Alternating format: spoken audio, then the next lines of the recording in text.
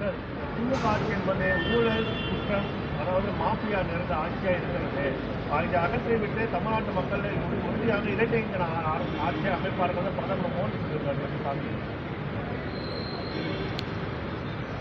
திமுக கூட்டணிக்கு எதிரான மனநிலையை மக்கள் மத்தியில் உருவாக்க வேண்டும் என்பது அவருடைய முயற்சியாக இருக்கிறது. அந்த முயற்சி வெற்றி பெறப்போவதில்லை. தமிழ்நாட்டு மக்களின் ஏகோபித்த ஆதரவு திமுக தலைமையிலான மதசார்பற்ற முற்போக்கு கூட்டணிக்கு உள்ளது என்பது அவர்களுக்கு நன்கு தெரியும். அவர்கள் எடுத்திருக்கிற சர்வே அந்த உண்மைகளைத்தான் அவர்களுக்கு உணர்த்தி இருக்கிறது. ஆகவே அவர்கள் வாய்க்கு வந்தபடி திமுக அரசுக்கு எதிராக, மதசார்பற்ற முற்போக்கு கூட்டணிக்கு எதிராக அவதூறுகளையும் வதந்திகளையும் பரப்புகிறார்கள். இது மக்களிடையே எடுபடாது. திமுகவின் 4.25 ஆண்டுகள் ஆட்சியில் மக்களுக்கு இங்கிருந்து துன்பமும் நேர்ந்தால் எதிர்க்கட்சித் தலைவர் எடப்பாடி பழனிசாமி சொல்லியிருக்காரு. திமுக எதிர்ப்பு தான் அதிமுகவினுடைய உயிர் நாடி. ஆகவே திமுகவை அவர்கள் பாராட்டுவதற்கு வாய்ப்பில்லை. எதிர்த்து தான் பேசுவார்கள். அது பொருட்படுத்தக்கூடிய ஒன்று அல்ல. அதே மாதிரி தாவேகாவுக்கு விஜய் சின்னம் வந்து தேர்தல் அனுமதிக்கு பார்க்குறீங்க நீங்கள் அவங்களோட இதில் என்ன சுயேட்சை சின்னங்களுள் அது ஒரு சின்னம், அதை அவர்கள் பெற்றிருக்கிறார்கள். இதில் கருத்து சொல்வதற்கு எதுவும் இல்லை. அவர்களுக்கு என்னுடைய வாழ்த்துக்கள். சரி, இதற்கு முன்னாடியே திருமாவளவன் அவர்கள் விஜயை வந்து ஒரு பேட்டியிலேயே சொன்னால் அவர் பிஜேபியோடு சேர மாட்டாத நம்பிக்கை இருக்குன்னு நீங்கள் பேசுறீங்க. ஆனால் தொடர்ச்சியாக அவங்களோட வாதங்களை மாற்றி மீண்டும் அவர் வந்து பிஜேபியோட ஆட்களாக செயல்படுறாருன்னு தொடர்ச்சியாக சொல்லிட்டு வரீங்க. உங்களோட வாக்கு இதுவே முரண்படாக தெரியலையா? இல்லை, பாரதிய ஜனதா கட்சி தேசிய ஜனநாயக கூட்டணிக்கு வராத கட்சிகளை எல்லாம் மறைமுகமாக பல்வேறு உத்திகளை கையாண்டு மிரட்டி வருகிறது.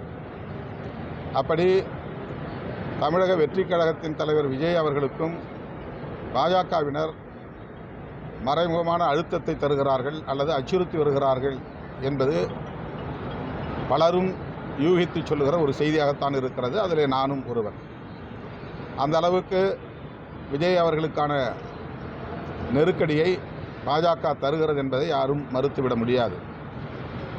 விஜய் அவர்கள் அப்படி அந்த நெருக்கடிக்கு ஆளாகி, நிர்பந்தத்திற்கு ஆளாகி அந்த கூட்டணியில் இடம்பெறுவாரேயானால் அவருடைய அரசியல் என்பது கேள்விக்குறியாகிவிடும்.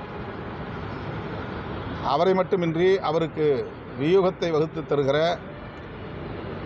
குறிப்பான சில நபர்களையும் பாஜக விசாரணை என்கிற பெயரில் அச்சுறுத்துவதாக தகவல்கள் வந்திருக்கின்றன. எனவே விஜய் அவர்களை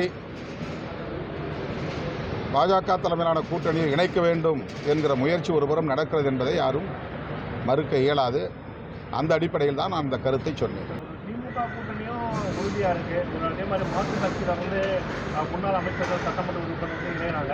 என்டிஏவும் தன்னோட கூட்டணியை வந்து இன்னைக்கு வந்து ஒரு நேரத்தில், அதாவது ஒரு ஸ்கிரீனிங்கே சொல்லியிருந்தாங்க. மோடி தலைமையில் ஒரு கூட்டணி ஆரம்பிச்சிட்டாங்க. ஆனால் அதிகாரத்திலும் ஆட்சியிலும் பங்கு தரன்னு சொல்லக்கூடிய விஜயை நம்பி யாரும் தற்போது வரைக்கும் யாரும் போல. இது எப்படி பார்க்குறீங்க நீங்கள்? ஒரு அவசியம் விஜய் அவர்கள்தான் இந்த கேள்விக்கு பதில் சொல்ல வேண்டும். அவர் வெளிப்படையாக அதிகாரத்தில் பங்கு தருவதற்கு தயார் என்று அறிவித்த நிலையிலும் அவரோடு கூட்டணி சேருவதற்கு கட்சிகள் தயங்குகின்றன என்றால் அவருடைய நிலை அரசியல் களத்தில் என்னவாக இருக்கிறது என்பதை அவர் உணர்ந்து கொள்ள வேண்டும். ஆனால் அவரை சுற்றி இருப்பவர்கள் அவரிடையே ஒரு மாயையை உருவாக்கி வருகிறார்கள். யாருடைய தயவும் இல்லாமல், எந்த கட்சியின் ஆதரவும் இல்லாமல், கூட்டணி இல்லாமல் வெற்றி பெற்றுவிட முடியும், ஆட்சியை கைப்பற்றிவிட முடியும் என்பதை போன்ற ஒரு பொய்யான தோற்றத்தை அவருக்கு உருவாக்கி கொண்டிருக்கிறார்கள் என்பது மட்டும் வெளிப்படையாக தெரிகிறது. நீங்கள் கேட்ட கேள்விக்கு திரு விஜய் அவர்களே பதில் சொல்லுவதுதான் பொருத்தமானதாக இருக்கும் என்று நான் நம்புகிறேன். கடைசி கேள்வி, தொடர்ச்சியாக விசிக ஆரம்ப காலத்திலிருந்து ஆட்சியிலும் அதிகாரத்திலும் பங்கு என்ற ஒரு குரலோடு தான் ஒழிச்சிருக்கு. ஆனால் தற்போது ஆட்சியிலும் அதிகாரத்திலும் பங்கு தரக்கூடிய ஒரு சூழ்நிலை தற்போது நிலவி கொண்டு இருக்கும் பொழுது அதை திருமாவளவன் வந்து முன்னிறுத்தாத வந்து கடும் விமர்சனங்கள் என்று இதை குறித்து உங்க சில விஷயங்களை வந்து வெளிப்படையாக பேச முடியும், சில விஷயங்களை ராஜதந்திரங்களின் அடிப்படையில் தான் கையாள முடியும்.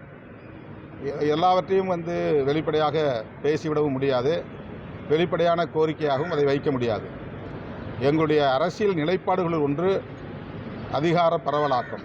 கூட்டணியில் இடம்பெறக்கூடிய கட்சிகளுக்கு அதிகாரத்தை பகிர்ந்தளிக்க வேண்டும் என்பது எங்களுடைய அரசியல் நிலைப்பாடு. அதில் நாங்கள் உறுதியாக இருக்கிறோம். அதை எப்படி சாதிக்க வேண்டும் என்பது அரசியல் உத்திகளை பொறுத்து அமையக்கூடியது. அதையெல்லாம் நாம் வெளிப்படையாக ஒரு கோரிக்கையாக பகிரங்கமாக பேசிக்கொண்டிருக்க முடியாது. 1,26,00,000 மனங்களை வென்ற தந்தி டிவி யூடியூப் சேனல், தவிர்க்க முடியாத தம்ப்நெயில்ஸ், கலக்கலான கான்டென்ட்ஸ். நீங்களும் இந்த குடும்பத்தில் இணைய இப்பவே சப்ஸ்கிரைப் பண்ணுங்க. அசுரபலம் கொண்ட எங்கள் டிஜிட்டல் கரங்களில் உங்கள் விளம்பரங்களை சேர்க்க வாட்ஸ்அப் பண்ணுங்க. 8939888838. Email advtthanditv@dttv.in.